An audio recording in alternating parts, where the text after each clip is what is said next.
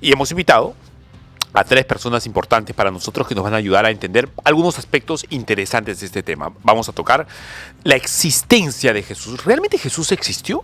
Damos paso a nuestro primer invitado, el pastor Luis Ciancas, de la Iglesia Bíblica Gracia Eterna, para que me ayude y ayudándome a mí, ayude a la audiencia a terminar de conocer las razones históricas de la existencia de Jesús. Pastor, ¿cómo está? Dios le bendiga. Gracias, Fabricio, Dios te bendiga. Gracias por la invitación y gracias también por abrir esta mesa para tocar un tema bastante sublime, que es la persona de Jesucristo, pero no solamente un tema sublime, sino un tema sumamente importante. De hecho, la eternidad de las personas depende a cómo responden a esta pregunta: ¿quién es Jesús? Y si hay personas que niegan esa existencia, bueno, ya también podemos definir dónde va a ser la eternidad de estas personas, o dónde van a pasar la eternidad. Quitémonos, es imposible, yo lo sé, pero tratemos de hacer el ejercicio, digamos, intelectual, de quitarnos por un momento la escafandra del meramente cristiano y tratemos de hablar de esto en términos objetivos. Hay elementos objetivos, concretos, que apuntan a la existencia de un hombre llamado Jesús de Nazaret. Siempre lo digo así, en la Judea del primer siglo, en tiempos del emperador Tiberio. Por supuesto que sí, por supuesto, sin recurrir necesariamente a las escrituras, aunque como creyentes las escrituras dan, por medio de la fe sabemos de la existencia de Jesucristo, pero haciendo un paréntesis. Haciendo apologética. Haciendo apologética. El mundo, hasta el día de hoy, todos reconocen que la historia, el tiempo se divide en dos. La historia se divide antes de Cristo y después de Cristo. Ya solamente con esa mera división ya estamos trayendo al podio la existencia de este personaje, Jesús. La historia se divide con eso, antes de Cristo y después de Cristo. Por otro lado, Fabricio, es increíble la cantidad de material que se ha escrito acerca de la persona de Jesucristo, no creyentes necesariamente. ¿Cómo así? Historiadores que no necesariamente son creyentes, como Flavio Josefo, como Tácito, por ejemplo, a Plinio el Joven. Uno de ellos, un senador romano, que era Tácito, escribió acerca de la existencia de Jesucristo y habló acerca de un hombre que había resucitado, de un hombre que había caminado en las calles de Jerusalén. Entonces, toda esa información se ha ido acumulando en una gran cantidad de volúmenes. Se dice que, por ejemplo, la Biblioteca de los Estados Unidos tiene 144 millones de libros. El Congreso de los Estados Unidos, esta biblioteca es la más grande. Los escritos de Jesucristo sobrepasan en demasía a lo que esta biblioteca puede contener. Entonces, por otro lado, también tenemos, por ejemplo, la enciclopedia británica que no ha sido hecha por cristianos, y sin embargo, a la palabra de Jesús hay por lo menos cerca de 20,000 palabras que definen el personaje de Jesús, más de 20,000 palabras. No le dan esa misma cantidad de palabras, por ejemplo, a Alejandro el Grande. No le dan esa misma cantidad de palabras a otros personajes como Julio César, Cicerón, Napoleón Bonaparte. Pero Jesucristo sí tiene más de 20,000 palabras en referencia únicamente para él. ¿Solamente para él? Solamente para él. Por ejemplo, si lo comparamos con otros personajes históricos tipo Julio César o Napoleón. No tienen el mismo contenido. Hablar de Jesucristo y hablar del ministerio de él, solamente para tomar un poco de lo que la escritura dice, uno de los evangelios, no alcanzaría en todos los libros del mundo el poder hablar de los acontecimientos que Jesucristo hizo, ¿no? Entonces, en este tiempo, Fabricio, creo yo que serían pocos los que se atreverían a negar la existencia de Jesús. Aún los musulmanes creen que existió Jesús. Entonces nadie pone en tela de juicio la existencia de Jesús. El punto es que para muchos Jesús es un profeta o es un maestro de moral. Para los musulmanes es un profeta, pero Alá es más grande que él. Entonces, de hecho, David Brainer en un momento se sintió muy enojado cuando... David Brainer es un misionero. ¿Es un misionero? Sí. Fue un misionero. Él estaba puritano, entiendo. Exacto. Estaba muy enojado porque escuchó a alguien orar diciendo que Jesús está arrodillado frente a Alá, tomando el manto de Alá y rogándole, intercediendo por él. David Brainerd se enojó mucho por esa idea, porque es así como los musulmanes presentan a la persona de Jesucristo. No niegan su existencia, creen que es un profeta menor, y creo que todas las religiones del mundo creen y tienen un acercamiento a Jesús. A ver, pastor, es interesante lo que usted me está diciendo. Quiero entrar a hablar de la persona de Jesús. ¿Quién es realmente él? Porque si existió, bien, puede ser que incluso con no creyentes estemos de acuerdo en que exactamente hubo un hombre llamado Jesús de Nazaret, hijo de José, en los tiempos de Tiberio, ahí en medio de la Judea del primer siglo, etcétera. Pero no necesariamente podríamos llegar al consenso de que fue Dios, porque esa es una discusión, sí, inmediatamente que viene después de responder esta pregunta. Antes de eso, por ejemplo, yo recuerdo el testimonio, el escrito de alguien como Tácito, por ejemplo, historiador romano, Tácito. Flavio Cayo Tácito, si mal no me equivoco. Bien, él escribió en un libro que se llama Anales, él escribió que, por ejemplo, todos los primeros días de la semana, ellos, los cristianos, se reunían a comer comida popular, pobre, sencilla, y entonaban en la mañana cánticos a un tal Jesús, adorándolo como a Dios, dice él. ¿Y quién era este Jesús? En algún otro momento de Anales, él cuenta que fue una especie de levantisco, ¿no? Hombre que protagonizó una especie de asonada en Jerusalén en contra del Imperio Romano, haciéndose a sí mismo rey de los judíos, y además siendo alguien que, según sus seguidores, había resucitado de entre los muertos. ¿Por qué es importante eso, hermano? ¿Por qué es importante que lo diga un enemigo? Porque podría ser perfectamente entendible que algo así lo termine diciendo un discípulo o un creyente de su primer siglo, pero un enemigo empezó a decir eso. ¿Por qué?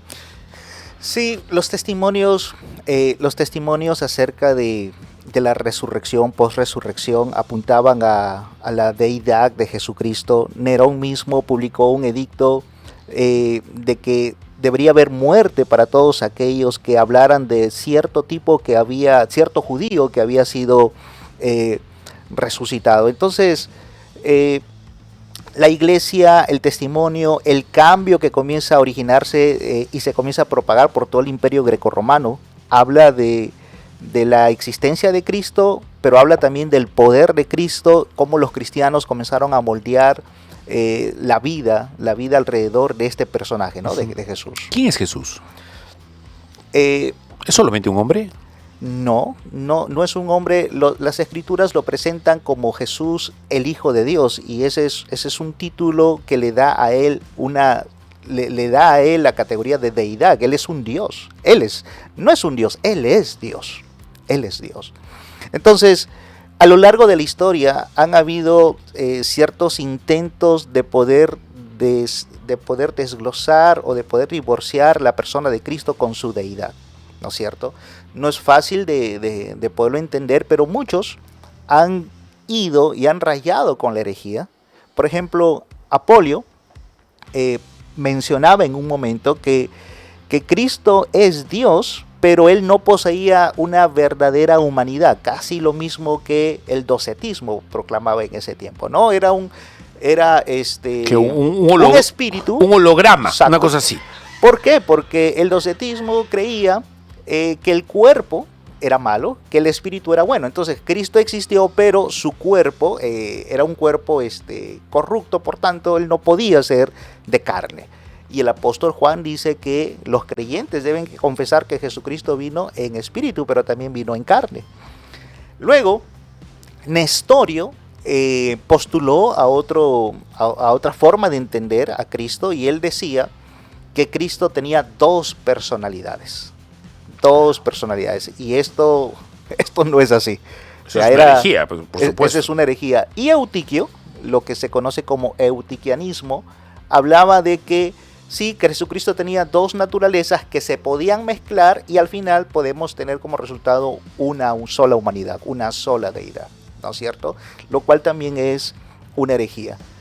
Lo que el cristianismo histórico ha sostenido a lo largo de los años es lo que llamamos una unión hipostática.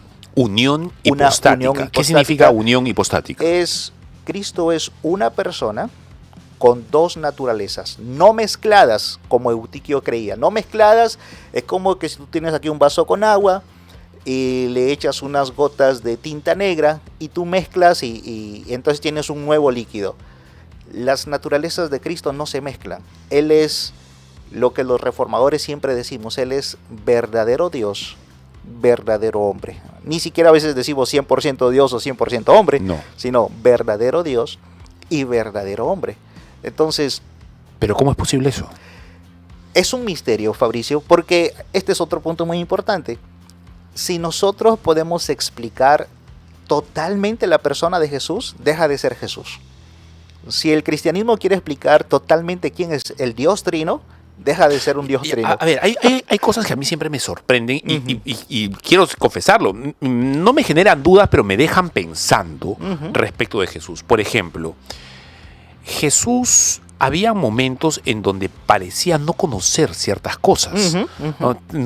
Parecía no tener acceso a cierto tipo de información. Por ejemplo, cuando le preguntan cuándo va a ser el tiempo de tu venida, ¿verdad? Él dice, no lo sabe el Hijo, no lo saben ni los ángeles en el cielo, solamente lo sabe el Padre. O por ejemplo, cuando él ora y le dice al Padre, hágase tu voluntad y no la mía. Incluso los testigos de Jehová han usado esa afirmación para decir, ahí está, él no es igual que su padre, él es una persona diferente, menor, un Dios menor. ¿Cómo lo ha entendido el cristianismo a lo largo de la historia este asunto de realmente la persona de Jesús en términos de comparación con su padre? Sí, en realidad, Fabricio, él sí fue verdadero hombre. Él se encarnó, fue verdadero hombre. Estuvo limitado como todo hombre, fue tentado como todo hombre, tuvo hambre, tuvo sed, se cansó, durmió, tuvo todas las limitaciones que un hombre tenía, pero también era Dios. Es la doctrina a la que llamamos la kenosis. La doctrina de la kenosis habla de un vaciamiento divino. Entonces, por kenosis queremos decir que él se despojó de su trono, pero no se despojó de su divinidad. Hay hermanos o hay personas que lamentablemente entienden que Cristo se despojó de su divinidad, y esto no es lo que la kenosis nos enseña, pero sí se despojó de su gloria. Creo que Charles Wesley, el hermano de John Wesley, sí, claro, escribió un himno que es lo de donde parte el metodismo, de donde salen nuestros hermanos pentecostales, salen de la línea de Wesley, de las líneas de Wesley, de este movimiento de santificación, de la línea wesleyana.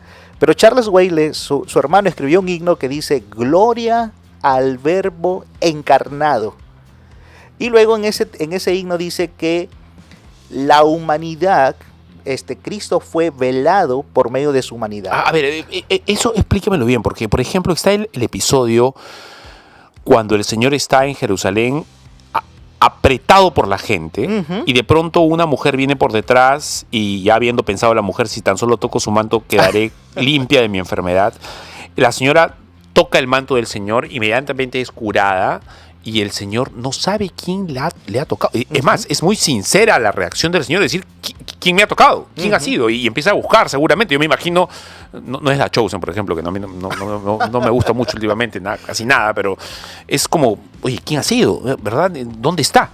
Así es. Él no sabía quién lo había tocado. O por lo menos da esa impresión la Escritura. Sí, da esa impresión, pero realmente, o sea que el Señor estaba haciendo que una pantomima, estaba actuando como que realmente no sabía cuando sí sabía. No. Nuevamente, las dos naturalezas siempre estuvieron allí presentes. Yo creo que en esa parte él está haciendo ver el lado de su humanidad. Él es Dios, él es hombre, él está viendo el lado de su humanidad. A Felipe le dijo, yo te vi debajo de la higuera. Sí, claro. Ya lo había visto antes. Lo conocía todo. Cuando mandó a Pedro, por ejemplo, a pescar, le dijo, ve de este lado del mar y pesca. Entonces se cree que ahí hay un milagro de... Vas a encontrar en la boca del pez una moneda, también paga el tributo por mí y por ti. Se ve que hay un milagro que habla de la omnisciencia de Cristo. De manera que él sabía todo, pero que a veces su humanidad O sea, veló. él se permitía estar velado en algunas cosas para Así es. ejercer su humanidad de manera completa, ¿vale? Para realmente ser un hombre. Sí, totalmente. Esto fue lo que lo llevó finalmente a la muerte de la cruz. Muchas de sus palabras y muchas de sus declaraciones provocaron el odio de los escribas, de los religiosos en su tiempo. Por ejemplo, él es el Dios eterno. Cuando hablamos de Jesús, Fabricio, hablamos del Hijo de Dios eterno. Uh-huh. Pero que en un momento él se hizo carne, ¿no? Se hizo carne a la luz de Juan 1:14, él vino y habitó entre nosotros, pero él es eterno. Y en un momento le dice a los fariseos, antes que Abraham fuese, yo soy. Sí, claro. Ahí tengo un texto interesante que quiero compartir con usted y comentarlo, que es Isaías 50, Isaías 54. Un tiempito, mis hermanos, para que lo puedan buscar. Uh-huh. ¿Ok? Un instante, Isaías 54 dice, lo voy a leer en la versión Reina Valera 60. Jehová el Señor, Cristian, escucha esta, por favor, ¿ah? Estoy con Cristian Rosas, que acaba de llegar un instante, ya va a entrar para hablar de los musulmanes. Escucha esto, mi hermano, porque quiero conocer tu opinión. Jehová el Señor me dio lengua de sabios para saber hablar palabras al cansado. Este es Cristo, ¿ok? Uh-huh. En el contexto, Isaías está hablando del Señor Jesús. Dice, Jehová el Señor me dio lengua de sabios para saber hablar palabras al cansado. Despertará mañana tras mañana. Despertará mi oído para que oiga como los sabios. Uh-huh. Jehová el Señor me abrió el oído y yo no fui rebelde ni me volví atrás. Di mi cuerpo a los heridores y mis mejillas a los que me mesaban la barba. Es Cristo el Señor. A ver, lo que está describiendo el profeta respecto de Jesús es que el conocimiento que se le permitió tener al Señor Jesús fue increyendo. O sea, no fue como un niño que aprende poco a poco. Eso es lo que está diciendo el texto. Uh-huh. O sea, mañana tras mañana Él despertó mi oído y la virtud del Señor fue que Él no fue rebelde al tema. Al contrario, se permitió ser enseñado. Uh-huh. Exacto. Profundice, por favor. Lucas capítulo 2. Lucas capítulo 2, claramente nos dice el evangelista Lucas que él crecía en estatura. Él crecía en estatura y en gracia para con Dios y para con los hombres. Y nuevamente, este es un misterio. El Cristo Jesús, que lo conocía todo, a la vez aprendió obediencia. Él tenía que aprender, probablemente aprendió la profesión de su padre, la profesión de carpintero. Discutió a los 12 años con los doctores de la ley. Un niño judío. Pastor, aprendió a hablar. Exacto. Cosa maravillosa. A caminar. Dios, el Dios soberano, creador de todo lo que existe, aprendió a caminar, aprendió a hablar. ¡Qué cosa maravillosa! C.S. Lewis dice que en el mundo había un pesebre y en el pesebre algo más grande que el mundo. Entonces, estamos hablando de un Dios, de Cristo Jesús, el Hijo de Dios, la segunda persona de la Trinidad, que vino en carne, ¿no es cierto? Que vino en carne. No dejó de ser Dios en la carne. Él fue verdadero Dios y verdadero hombre. Y es así como los creyentes, Fabricio, a lo largo de la historia lo vemos. Y él en este momento, entiendo que en un momento más vas a tocar este tema, pero él está ahora mismo a la diestra del Padre en cuerpo. Él ha sido resucitado, él se mantiene como un ser corpóreo. Uh-huh.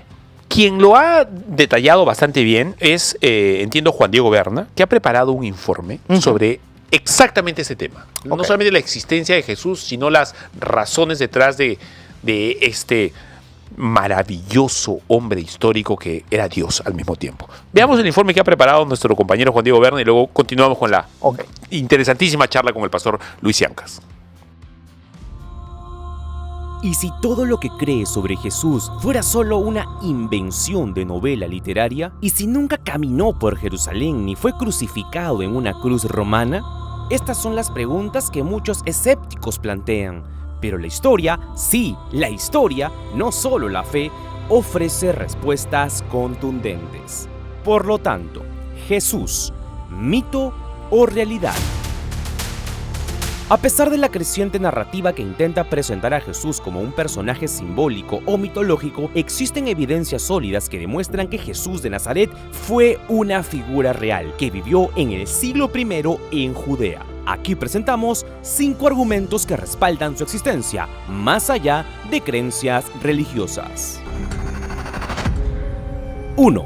Fuentes extrabíblicas que lo mencionan. ¿Por qué escritores romanos y judíos del siglo I hablarían de Jesús si nunca existió? Autores como Tácito, Plinio el Joven y Flavio Josefo, ninguno cristiano, mencionaron a Jesús o a los primeros cristianos en sus escritos.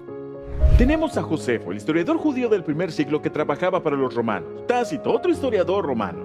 Lucien, al igual que muchos otros. Incluso el Talmud cristiano admite que Jesús fue ejecutado. Este es un hecho histórico muy bien establecido, que en cualquier institución académica importante se reirían de nosotros si de alguna forma dijéramos no, Jesús no fue ejecutado. 2. Textos cristianos como documentos históricos. Y si los evangelios fueran más que literatura religiosa, aunque los evangelios están dentro de la Biblia, son también documentos del siglo I, escritos en un contexto real y por testigos oculares o cercanos a ellos. Historiadores como Bart Ehrman, ateo declarado, reconocen que aunque no cree en Jesús como Dios, sí reconoce que históricamente existió. Y no es el único reporte que tenemos.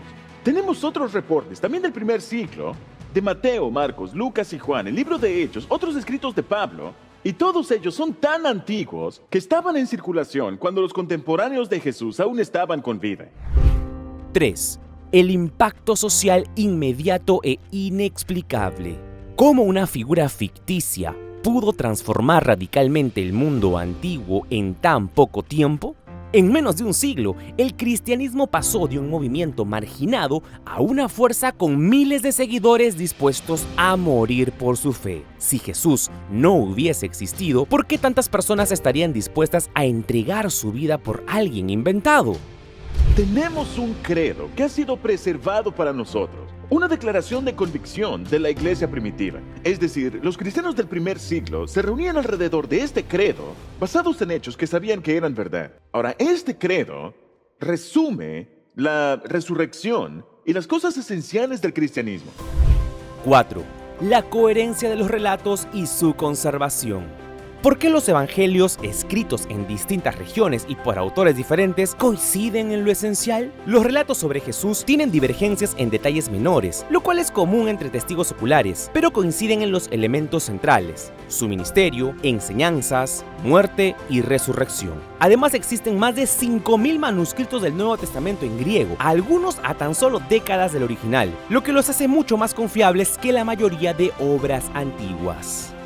Porque cuando estudiamos la historia antigua, tenemos suerte si tenemos una o tal vez 2 fuentes que confirmen un hecho. Y aún así, para la ejecución de Jesucristo, para su crucifixión bajo Poncio Pilato, no solamente tenemos múltiples reportes, documentos del primer siglo que respaldan el Nuevo Testamento. También tenemos 5 fuentes antiguas fuera de la Biblia, confirmando y corroborando su ejecución. 5. Nadie ha podido presentar el cuerpo de Cristo. ¿Dónde está el cuerpo de Jesús? A diferencia de otros personajes históricos y religiosos cuya tumba se venera, la tumba de Cristo está vacía, según todos los relatos antiguos. Incluso los enemigos del cristianismo de la época lo reconocen así, aunque daban explicaciones alternativas. La falta de un cuerpo combinada con la aparición de un movimiento global en su nombre es una evidencia incómoda para quienes niegan su existencia. Por la convicción de los apóstoles que encontraron al Jesús resucitado, tenemos no menos de 9 fuentes antiguas dentro y fuera del Antiguo Testamento, confirmando y corroborando su convicción de que ellos se encontraron con Cristo resucitado. Esa es una avalancha de información histórica. Hoy, en el 2025 después de Cristo, Jesús sigue siendo el personaje más estudiado, más amado, más debatido y más seguido del planeta. Aunque tu fe o creencia personal pueda variar, la historia tiene algo claro: Jesús de Nazaret sí existió. terminamos, ¿cuál es la reflexión final que tiene usted alrededor de la persona de Jesús? No solamente de su existencia, sino de su divinidad. Él es Dios por el testimonio de las Escrituras. Creo que esta parte no necesariamente tiene que ser demostrada o afirmada por lo que la historia dice, a pesar de que Jesucristo demostró tener el dominio sobre el mar, Jesucristo demostró tener poder sobre la muerte, pero sobre todo Jesucristo perdonó pecados y eso enfureció a los fariseos. Los fariseos dijeron, solo Dios puede perdonar pecados. Y Cristo, al perdonar los pecados del paralítico, por ende estaba demostrando que Él era Dios. Entonces, este es el Señor a quien nosotros celebramos y exaltamos. Y como te lo dije al comienzo, esta es la pregunta más importante de la humanidad. La forma en cómo respondamos a la persona de Jesús, de ello depende nuestra eternidad.